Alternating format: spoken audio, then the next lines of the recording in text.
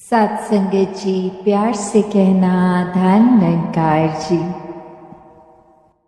तो ये जो संदेश हर किसी ने दिया, तो वो संदेश यही कि मानव तन में आए हो तो इस जीवन को मोल इसका कर लो। इस जीवन में रहते रहते चाहे तन इंसान का लाए हो, एक वाक्य ही मनुष्य बनकर जियो। और ये मनुष्य बन के जीने का अर्थ क्या है? ये बात वही कि पहले जो परमात्मा जिसने पूरी सृष्टि की रचना करी और इंसानों की भी, वहीं ये अपने कादर को जिसने बनाया है उसको जान के ब्रह्म ज्ञान द्वारा इसको देखकर इसको मन में बसा के फिर भक्ति में जीवन जीना है। हर समय इस निराकार के एहसास में रहना है, इस परमात्मा के एहसास में रहना है। और जितना ज़्यादा इस परमात्मा से हम मन का नाता नज़दीकियत करेंगे, उतने ही मानवीय गुण जीवन में आते रहेंगे, उतना ही मन हमारा एक प्रेम विभोर होगा कि मन हमेशा प्यार के एहसास में रहेगा। हम स्वयं ही प्रेम बन जाएंगे तो औरों को भी प्रेम बांटना बहुत ही आसान हो जाएगा, क्योंकि फिर कोई एक्स्ट्रा एफर्ट, कोई कार्य नहीं करना पड़ेगा। बस खुद ही प्रेम बने तो हर एक के लिए मन में वो प्रेम का एक भाव रहेगा। किसी की कोई चाहे अच्छाई हो बुराई हो, कोई कड़वे वचन तक बोल देता है तो संत हमेशा एक प्रेम से उसके साथ पेश आते हैं कि एक नज़रअंदाज वो गलतियों को करना, एक मन को अपने खराब नहीं करना क्योंकि किसी ने खराब भाषा का प्रयोग कर दिया। ऐसे अन्य रूप जो एक प्रेम भक्ति का भी एक साधन, ये परमात्मा कि कैसे ये परमात्मा को प्यार करते चले जाएं, तो ही वाक्य में एक जीवन का हर समय भक्ति में करते चले जाएंगे। फिर अलग से कोई समय नहीं निर्धारित करना पड़ेगा कि दिन के इतने बजे से इतने बजे तो हम भक्ति करेंगे, बाकी समय तो हम व्यापार पाठ पूजा एक और अन्य काम करेंगे। नहीं, हर समय की भक्ति करनी है, एक कुछ सीमित नहीं, क्योंकि जब एक हम भक्त हैं तो कुछ पलों के भक्त नहीं, हर समय के भक्त हैं। और सोते जागते उठते बैठते खाते पीते कुछ भी करें, वो भक्ति का अपने आप रूप ले लेता है जब हर कार्य जो किया गया हो इस परमात्मा के एहसास में किया जाए। फिर अपने आसपास के दोस्तों मित्रों के घर परिवार के अंदर भी फिर हम चाहे एक रोज़ाना जिंदगी के ही कुछ पहलू क्यों नहीं बिता रहे हों, वो एक हमारे आचरण में जब प्यार है, हमारे मन में प्यार है, तो वो भी कार्य सेवा बन जाता है, भक्ति बन जाता है। तो कैसे एक भक्त हैं तो हर समय के भक्त बन के रहना है।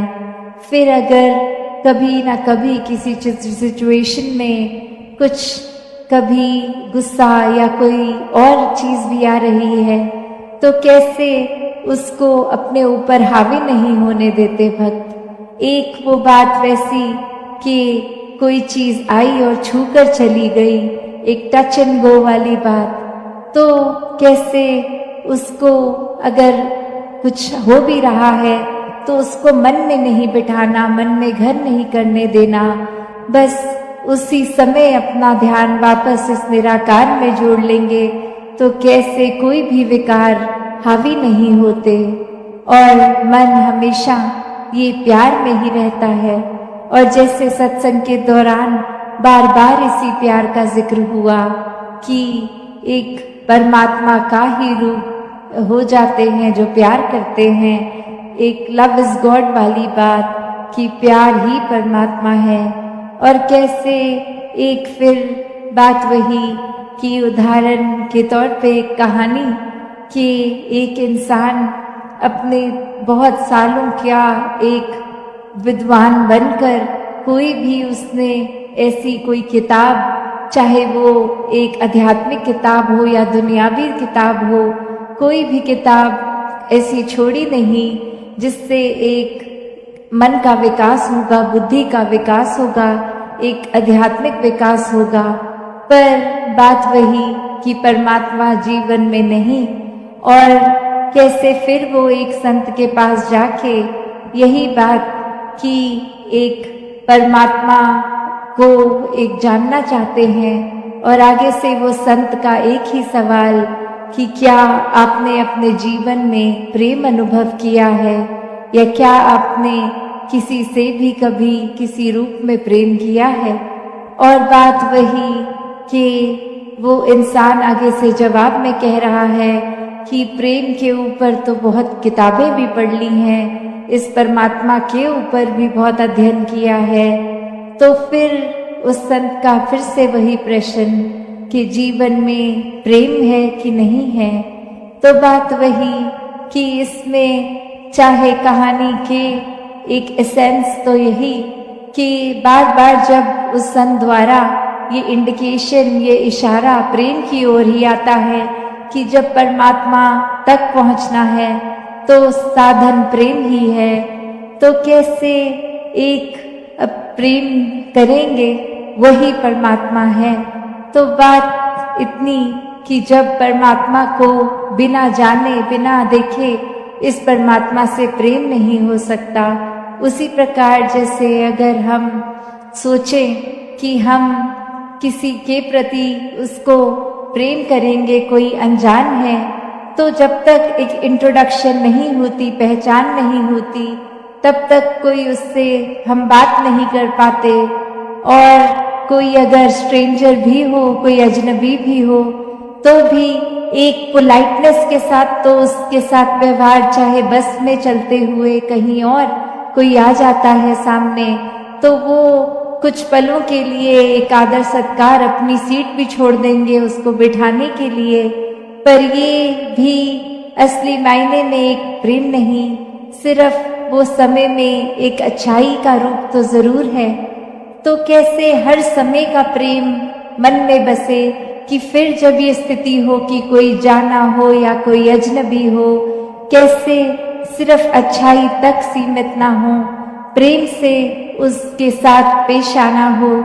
तो बात वही कि हर एक जीवन में जो भी चीज होती है वो परमात्मा से ही शुरू होती है और परमात्मा में ही वो चलती है। तो कोई भी बात के आधार को अगर हम परमात्मा इस निराकार को बनाएंगे तो वहाँ हर एक से प्रेम करना संभव होता है, क्योंकि उससे प्रेम हो गया जो हर किसी में है, कण कण में है, पत्ते पत्ते में है, पूरे ब्रह्मांड में है। तो जब इस परमात्मा से ही प्यार है तो हर किसी से प्यार है। फिर कुछ दिमाग सौदेबाजी नहीं करता।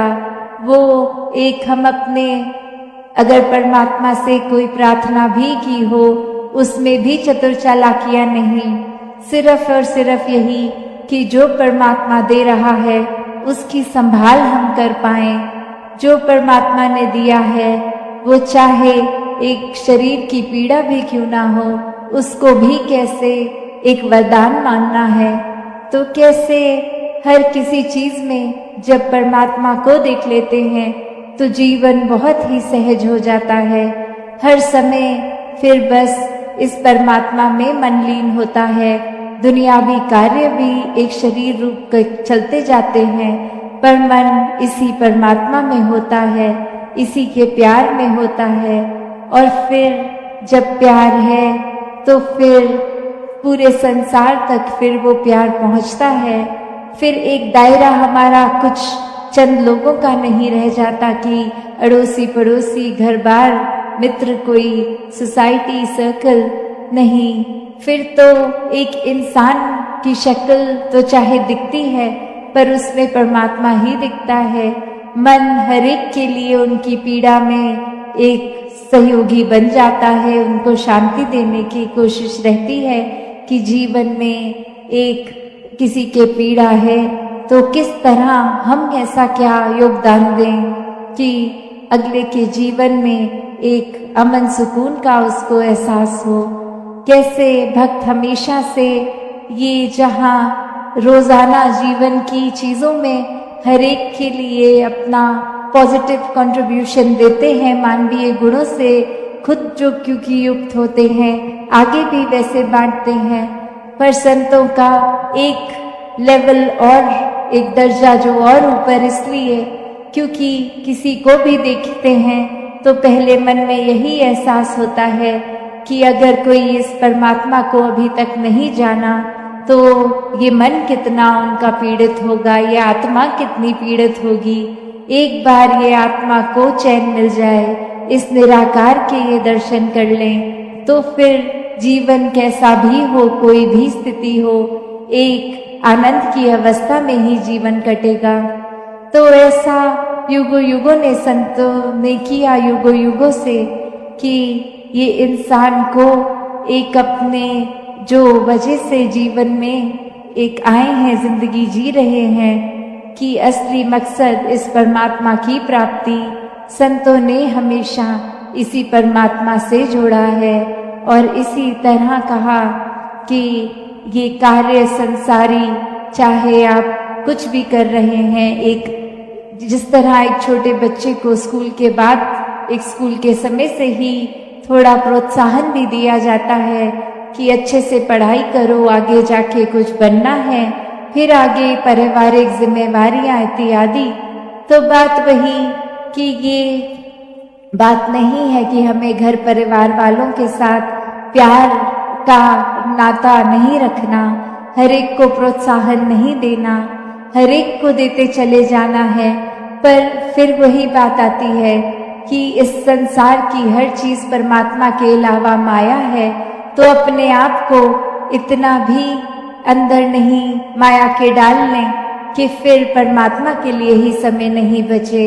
मन में हर समय कोई ना कोई कार्य, चाहे पालन पोषण या कामकाज कुछ भी हो, तो बात वही कि प्यार हर समय करना है, हर एक से करना है। और प्यार क्या फिर वो दायरा कि कब वो एक जो फाइन लाइन होती है कि इतना प्यार को मोह ना बना लें कि फिर वो एक बंधन रूप बन जाए।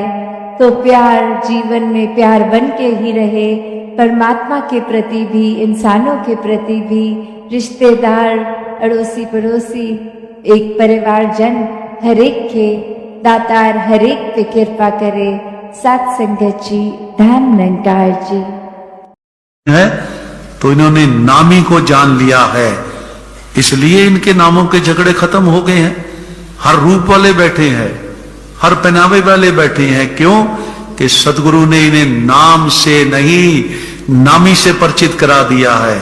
आज जिसका नाम पानी है, पानी, वो तरल पदार्थ इनको दिखा दिया है, इसलिए इनके नामों का झगड़ा खत्म हो गया। मैं सिद्ध कर देता हूं, पानी एक है, एक पानी है। पढ़े लिखे लोग बैठे हो, कितने नाम से उसे पुकारते हो। जब आसमां से गिरता है तो उसे बारिश कहते हो, बारिश कहते हो। वही पानी जब जमीन से आसमां की ओर उठता है तो उसे भाप कहते हो। वही पानी जब जमकर बरसता है तो उसे ओले कहते हो। और वही पानी जब जमीन पर गिरकर जम जाता है तो उसे बर्फ कहते हो, बर्फ कहते हो, बर्फ कहते हो। वही पानी जब जमीन पर इकट्ठा हो जाए उसी पानी को झील कहते हो। और वही पानी जब बहने लगे तो उसे नदी कहते हो, नदी कहते हो। वही पानी जब आंख से गिरे तो उसे आंसू कहते हो।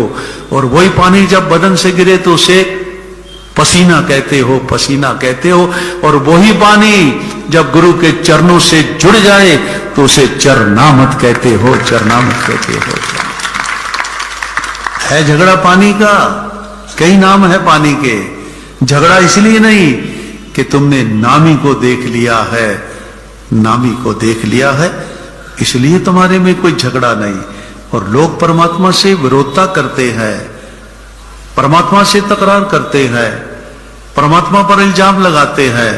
यहां तक लोगों ने परमात्मा की हालत और दशा कर दी है कि अब परमात्मा को असमर्थ घोषित कर दिया, परमात्मा से टकरा जाते हैं। तू परमात्मा है, तू शक्ति से हीन हो गया है, तू महंगाई पर काबू नहीं कर सकता, तू देश में से भ्रष्टाचार नहीं समाप्त कर सकता, तू गरीबी नहीं खत्म कर सकता। अब ऐसा परमात्मा को शक्तिहीन कहने का दावा कर दिया है और इससे 2 कदम आगे बढ़ गए हैं। परमात्मा को रिश्वतखोर कहना शुरू कर दिया है। तू अमीरों का है, तू गरीबों का नहीं है, गरीबों का नहीं है।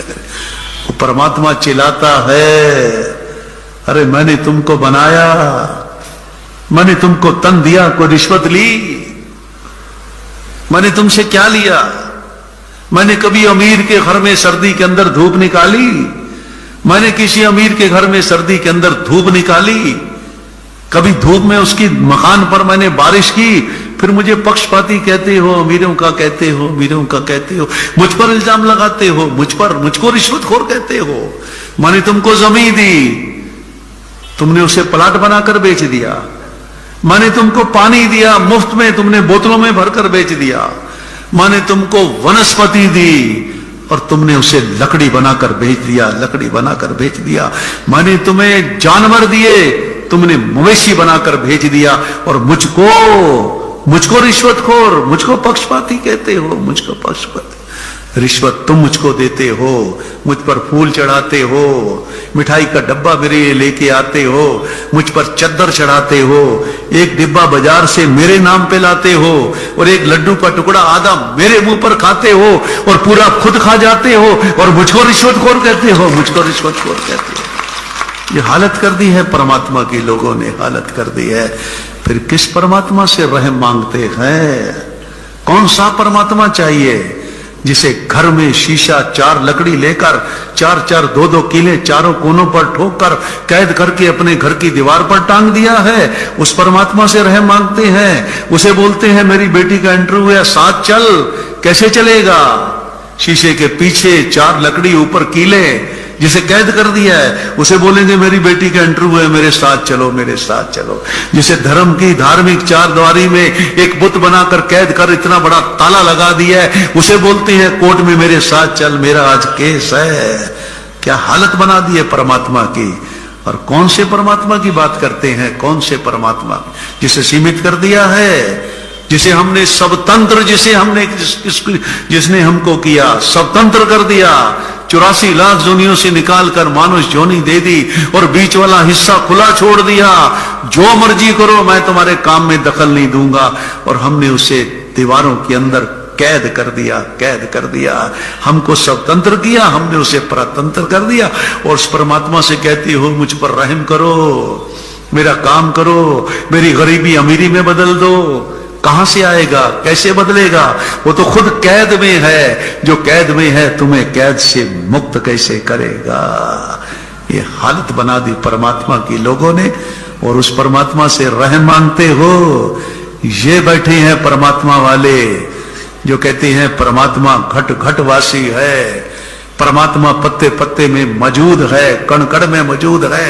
यहां परमात्मा नहीं है तो फिर सांस छोड़ो, छोड़ो मेरे साथ सांस सभी। मर गए, फिर सांस कौन दे रहा है? एक पल में सांस कौन दे रहा है? कभी विचार नहीं किया, कभी विचार नहीं किया। अगर परमात्मा है नहीं, या असीम शक्ति है नहीं, तो सांस छोड़ते हो, मर जाते हो और पल भर में फिर जी कैसे जाते हो। और फिर कहते हो परमात्मा घट घट वासी है। कहां जा रहे हो बिस्तर बांधकर हरद्वार? क्या करने? परमात्मा के दर्शन करने। भीलवाड़ा में परमात्मा नहीं है, भीलवाड़ा में क्या हालत बना दी है परमात्मा की। अपनी मर्जी का परमात्मा बना दिया। ऐ खुदा, तेरा हुनर मुझे ये सबसे अच्छा लगता है कि गरीब को पालने के लिए तू बाजार में 2-2 पैसे में बिकता है, 2-2 पैसे में बिकता। भगवान की मूर्तियां बना दी, 2-2 पैसे में बिक रहा है, 2-2 पैसे में गरीब को पालने के लिए। अभी भी समझ नहीं आई कितना रहम दिल है, कितना रहम दिल है। उसकी मूर्तियां बनाकर 2-2 आने की बेच रहे हो, बिक रहा है कि किसी गरीब का भला हो जाए। और फिर भी समझ में नहीं आता, फिर भी नहीं समझ में आता कौन सा परमात्मा। जिंदगी में प्रेम तो मांगते हो, लेकिन प्रेम लेने के लिए समर्पण खर्च करना पड़ेगा। विश्वासी बनना चाहते हो तो आस्था निष्ठा खर्च करनी पड़ेगी। अगर किसी का साथ चाहते हो, दोस्त चाहते हो, तो समय खर्च करना पड़ेगा। मुफ्त में तो हवा भी नहीं मिलती। एक सांस छोड़ते हो तब दूसरा सांस आता है, दूसरा सांस आता है, दूसरा सांस। फिर कैसे बात बनेगी? कैसे प्रेम के पुजारी बनोगे? कैसे मोहब्बत के पुजारी बनोगे? एक सांस छोड़ते हो तब दूसरा सांस आता है, मुफ्त में हवा भी नहीं मिलती, तो फिर कैसे बात बनेगी? इसलिए ये निरंकारी मिशन सारी दुनिया में जागृति प्रदान करने का प्रयास कर रहा है। तुमसे कुछ ले नहीं रहा, तुमको कुछ देने का प्रयास कर रहा है, देने का प्रयास कर। लेने नहीं आए, ये देने आए हैं। अब भी तुम्हें सोच दे रहे हैं, समझ दे रहे हैं, सीख दे रहे हैं, सलीका दे रहे हैं, तरीका दे रहे हैं। ले नहीं रहे, कुछ फ्री में निःशुल्क में दिखा रहे हैं। फिर कब मानोगे, कब समझोगे? अपने सुधार का रास्ता भी तलाश नहीं कर सकते हो, अपने विकास की विधि भी मुफ्त में नहीं ले सकते हो, सारे बनिए बन गए हो। एक बनिया कुएं में गिर गया, आवाज आई बचाओ बचाओ, तुम्हारे जैसा नेक इंसान हो गया, बोला दो हाथ दो, हाथ दो, मर जाऊंगा हाथ नहीं दूंगा।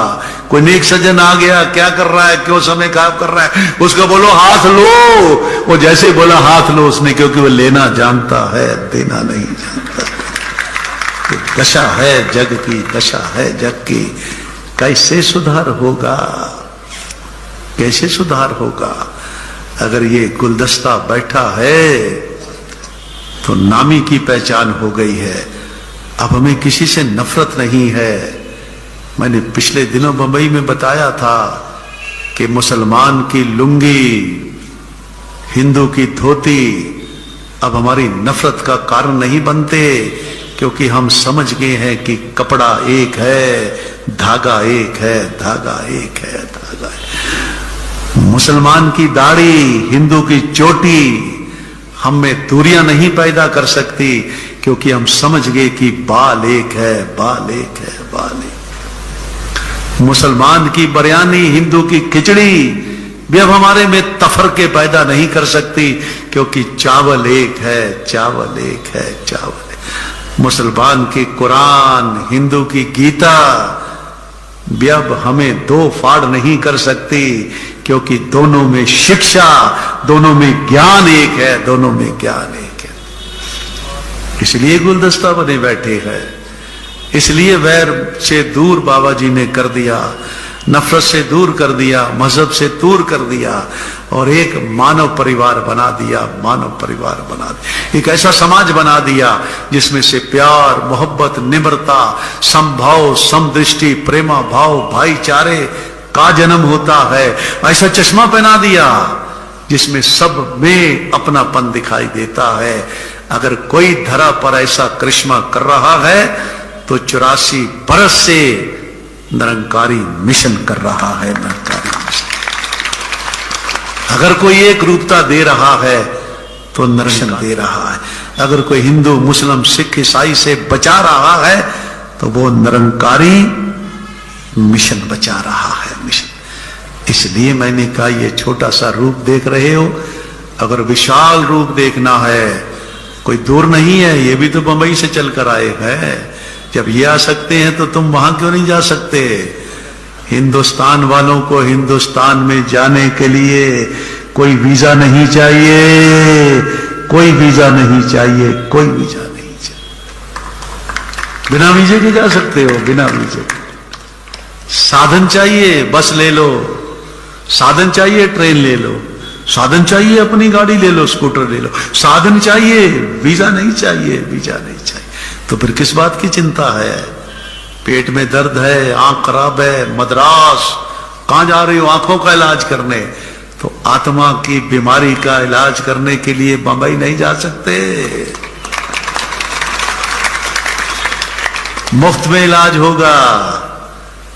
आंख के इलाज के लिए पैसा, एंजियोग्राफी के लिए पैसा, बाईपास के लिए 3 लाख रुपया, और यहां जन्म मरण से मुक्ति लेने के लिए मुफ्त में दे रहा है निरंकारी मिशन, मुफ्त में दे रहा है।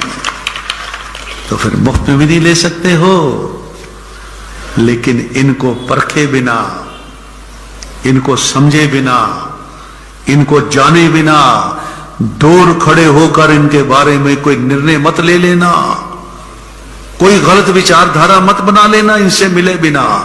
अगर बना लोगे तो भगवान राम के कोप से नहीं बचोगे। भगवान राम पहले लिखकर चले गए कि शिवद्रोही मम भगत कहावे, सो नर सपनेओ मोई ना पावे। जो मेरे भगत का तिरस्कार कर देता है, अनादर कर देता है, वो प्राणी सपने में भी मेरी भक्ति का अधिकारी नहीं हो सकता। इसलिए हाथ जोड़कर प्रार्थना करूंगा, पहले इनका परिचय प्राप्त करो। परिचय पूछो तुमको क्या मिला, कौन सा मिला, कैसा मिला, पहले परिचय प्राप्त करो, फिर इनके बारे में कोई धारणा बना लेना। इनसे मिले बिना कोई धारणा बनाओगे तो फिर भगवान के कोप से नहीं बचोगे, नहीं बचोगे। राशियों के बलबूते पर मानव जिंदगी जीने का प्रयास करता है। सुबह घर के बाहर बैठकर आंख उठाकर, चश्मा उठाकर देखता है, पेपर वाला नहीं आया, अखबार वाला नहीं आया, आया झपट्टा मारता है, सबसे पहले तीसरा पेज खोलता है, आज की राशि में क्या लिखा है, आज की राशि में क्या लिखा है। राशि के बलबूते पर दिनचर्या शुरू करता है। अरे मूर्ख, क्यों भूल गया कि राम और रावण की भी राशि एक है। राम और रावण की क्यों भूल गया, कृष्ण और कंस की भी राशि एक है। फिर राशि के बलबूते पर कैसे परिवर्तन, कैसे परिवर्तन, कैसे परिवर्तन। राम और रावण की एक ही राशि है। राशियों के बलबूते पर अपनी तकदीर बदलना चाहता है। अगर तकदीर बदलेगी तो तकदीर बदलने वाला चाहिए, रहनुमा चाहिए, गाइड चाहिए। हजरत मोहम्मद साहब ने स्पष्ट कह दिया कि अगर मोमिन होना चाहते हो तो रसूल पर ईमान लाओ। अल्लाह ने रसूल के जीवन को आदर्श घोषित किया है और उसके मुख से निकला एक एक अल्फाज तुम्हारी जिंदगी का कल्याण कर सकता है। बशर्ते खुदा की तलाश नहीं करो, मुर्शद की तलाश करो, मुर्शद की तलाश करो। पहले मुर्शद मिलेगा, फिर खुदा मिलेगा, फिर खुदा। पहले गाइड मिलेगा, फिर रास्ता मिलेगा, फिर रास्ता मिलेगा, उसके बिना नहीं मिलेगा। भगवान राम गुर बिन भवनिधि तरे ना कोई। भगवान किशन महाराज सेवा विनय प्रणिपात पूर्वक प्रश्न पूछो ध्यान से, उपदेश देंगे ज्ञान का तब तत्वदर्शी ध्यान से। रब्बी वाणी कोई ऐसा। साध संगत जी, प्यार से कहना धन निरंकार जी। साध संगत जी, आप जी के चरणों में बहुत ही सुंदर विचार, आशा है प्रवान करें और ध्यान से सुने। साध संगत जी, मैं सब कुछ और तुम कुछ भी नहीं, बस यही सोच हमें इंसान नहीं बनने देती। सम्मान हमेशा समय का होता है, लेकिन आदमी उसे अपना समझ लेता है। साध संगत जी, दिली मेहनती मेरे ठाठ बुरला ते अरदास रहे, कहे अवतार एहो गुरसिकदा सतगुरु रोशन नाम करे। साध संगत जी, संसार के लोग दूसरों से सहायता चाहते हैं, परंतु ब्रह्मज्ञानी एक ईश्वर की सहायता चाहता है या अपने सतगुरु के आगे प्रार्थना करता है। साफ नियत और पूर्ण विश्वास से की गई प्रार्थना अवश्य स्वीकार होती है। जीवन की यात्रा करते करते रास्ते में जो भी मिलता है मिल लेते हैं। हम अच्छे बुरे की पहचान नहीं करते। साध संगत जी, हरि भजना उस्तति गाना है, हमें परम पिता को पाना है, जीते जी दर्शन करना है और मन में प्रभु बसाना है। हमें पूर्ण समर्पित होना है, हमको अर्जुन बन जाना है। रब सतगुरु रूप में आता है, हमें गुरु चरणों में जाना है। कर प्रकट विराट स्वरूप हमें बस सतगुरु ने ही दिखाना है। हुई बंद आँख तो दर्शन क्या दीदार आँख से पाना है। मर गए तो फिर से जन्मेंगे, हमें मरना नहीं, समाना है। संतो ईश्वर सबके अंग संग है, इसमें एकमिक हो जाना है। साथ संगत जी, श्री अष्टवक्र गीता श्लोक अर्थात अध्याय 14 श्लोक 1। श्री जनक कहते हैं, जो स्वभाव से ही विचार शून्य है और शायद ही कभी कोई इच्छा करता है, वह पूर्व स्मृतियों से उसी प्रकार मुक्त हो जाता है जैसे कि नींद से जागा हुआ व्यक्ति अपने सपनों से। सत्संगत जी, ऐसी बानी बोलिए, मन का आपा खोए, औरन को शीतल करे, आप हो शीतल होए। अर्थात सत्संगत जी, ऐसी भाषा बोलो जिससे आपके मन मिजाज का गर्व घमंड दूर हो जाए। इससे अन्य लोग भी निर्मल और शीतल होंगे और आप भी शीतल और पवित्र हो जाएंगे। अति हट मत कर बाबरे, हट से बात न होए, जो बीजे काम त्यों त्यों भारी होए। अर्थात सत्संगत जी, मेरे प्रिय, अत्यधिक जिद मत करो। हट धार्मिकता से कोई बात नहीं बनती है। कंबल जो भीगता है त्यों त्यों वह अधिक भारी होता जाता है। सत्संगत जी, आबत गारी एक है, उल्टत होए अनेक, कहे कबीर नाही उलटिए, वही एक का एक। अर्थात कोई एक गाली देता है तो उलट कर उसे भी गाली देना, पर वह अनेक हो जाता है। यदि उलट कर पुनः गाली नहीं दिया जाए तो वह एक का एक ही रह जाता है। वैसे तो निरंकार प्रभु ये कुल संसार चलाता है, लेकिन देखो कितना ठहरा हुआ नजर खुद आता है। नहीं है कोई हलचल इसमें, न कोई चंचलता है। युग युग से इस परम पुरुष की कायम सदा अटलता है। इस ठहरे विशाल प्रभु से जुड़ जाता जब नाता है, मिट जाती है भटकन सारी, मन स्थिर हो जाता है। इस ठहरे दातार प्रभु का जो भी करता ध्यान है, कहे हरदेव जहाँ में ठहरा हुआ वही इंसान है। सत्संगत जी, क्रम भूमि पर फल के लिए श्रम सबको करना पड़ता है। रब सिर्फ लकीरें देता है, रंग हमको भरना पड़ता है। ईश्वर का नाम सभी लेते हैं, परंतु ईश्वर का नाम लेने भर से ईश्वर को पाया नहीं जा सकता। जैसे पानी का नाम लेने से प्यास बुझती नहीं है। बिल्ली चूहे को मार डालती है, लेकिन उन्हीं दांतों से अपने बच्चों को प्यार से पकड़ती है। कोई भी खरोच नहीं आती। सत्संगत जी, निरंकार सबका काल मौत बन जाता है, लेकिन अपने भक्तों को ऐसे ले जाता है जैसे मक्खन से बाहर निकलता है। सत्संगत जी, हम खाली आए थे दुनिया में, हमारे पास कुछ भी नहीं था। परमात्मा की कृपा से जो भी मिला है उसी में खुश रहना, जिसको आ गया उसका जीवन सुखी हो जाता है। परमात्मा की मर्जी में सुख है, अपनी मर्जी में दुख है। सत्संगत जी, निरंकार को जब कोई करवाना होता है तो ये किसी का भी घट पकड़ लेता है। बड़े बड़े कारनामों को यही निरंकार अंजाम देता है। सत्संगत जी, ये सबको समझ नहीं आता। मनुष्य आज़ाद नहीं है, सब कुछ परमात्मा की मर्जी से होता है। अगर इंसान की मर्जी से सब कुछ होने लगे तो कोई इंसान मरे ही नहीं, क्योंकि कोई इस दुनिया में मरना ही नहीं चाहता। सत्संगत जी, मृत्यु पूर्व सिद्ध करती है कि सब कुछ निरंकार की मर्जी से होता है। आवश्यकता और इच्छाएं बढ़ती ही जाती है। एक इच्छा पूरी होने के बाद दूसरी इच्छा आ जाती है। सत्संगत जी, हर इच्छा कभी भी किसी की पूरी नहीं हुई आज तक। इच्छा जब तक रहेगी दुख बना रहेगा।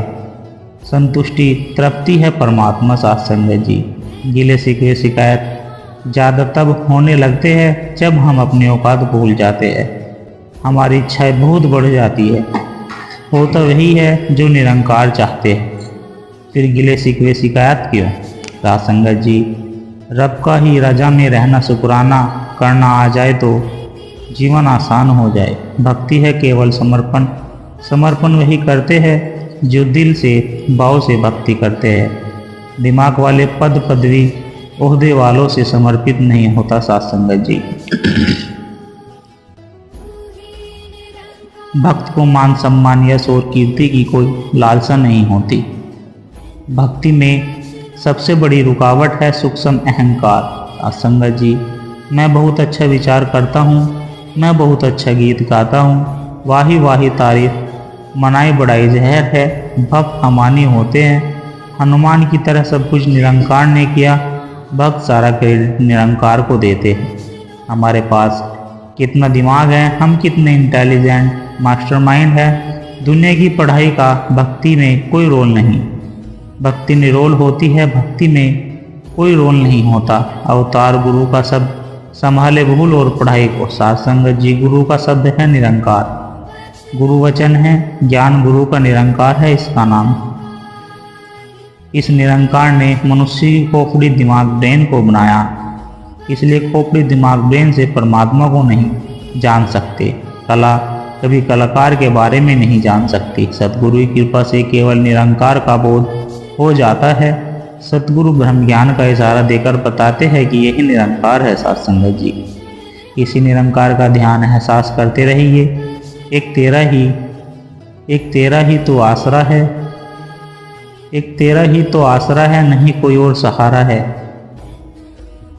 पन भवसागर पार किनारा है, रिश्ता तो अपना पुराना है। तू सबकी आंखों का ही तारा है, तू सबका ही तो प्यारा है। सत्संगत जी, आओ सजा ले आज को कल का पता नहीं, कल का छोड़िए जनाब कल का पता नहीं। जब तक इंसान जिंदा रहता है टेंशन रहता है, चिंता परेशानियाँ टेंशन कभी नहीं खत्म होती। इसलिए आध्यात्मिक ज्ञान अपनाने की मनुष्य की आवश्यकता है। अध्यात्म आज अभी इसी पल को जीना सिखाता है। इस पल को जी लो, अगले पल का भरोसा मत करो। सत्संग जी, सब निरंकार पर छोड़ दीजिए। श्री अष्टवक्र गीता श्लोक 13.7 सुख दुख आदि स्थितियों के कर्म से आने के नियम पर बार बार विचार करके शुभ अच्छे और अशुभ बुरे की प्रवृत्तियों को छोड़कर कभी स्थितियों में मैं सुखपूर्वक विद्यमान हूँ। सत्संग जी, अक्सर हम अपनी सोच के तरीके को ही श्रेष्ठ मान लेते हैं, दूसरों के सोचने के तरीके को नीचा मानते हैं। परमात्मा ने तो किसी में भेदभाव किया ही नहीं, फिर क्यों कर रहे हैं। सत्संग जी, केवल मीठे और दया करुणा और नर्मता पूर्वक ही वचन बोले, क्योंकि मीठे वचन बोलना हीरे मोतियों से कहीं ज़्यादा कीमती होता है। सत्संग जी, प्यार से कहना धन निरंकार जी।